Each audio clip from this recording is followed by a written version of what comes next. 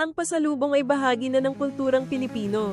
Isa itong simpleng paraan ng pagpapakita ng pagmamahal at pag-alala sa mga mahal sa buhay tuwing may biyahe o uuwi ng bahay.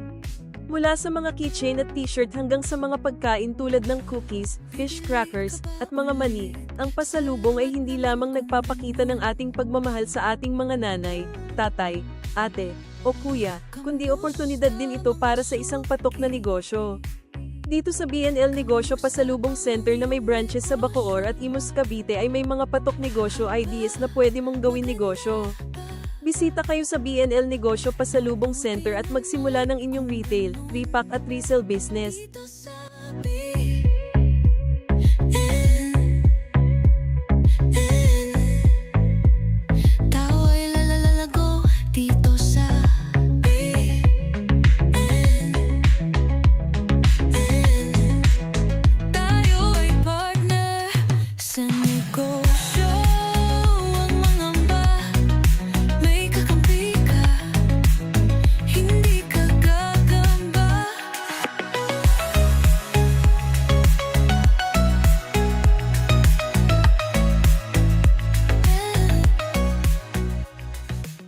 Ang negosyong pasalubong ay hindi lang basta bentahan ng produkto, ito ay pagbabahagi ng kultura at pagmamahal sa ating mga pamilya at kaibigan.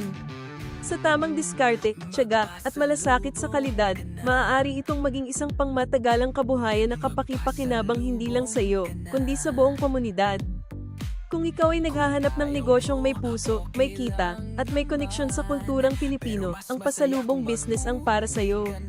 O di naman kaya, kung naghahanap ka ng maipapasalubong sa iyong mga mahal sa buhay, bisita na kayo sa BNL Negosyo Pasalubong Center na may mga branches sa Bacoor at Imus Cavite. Sa BNL Negosyo Pasalubong Center may negosyo ideas na papatok sa inyong budget.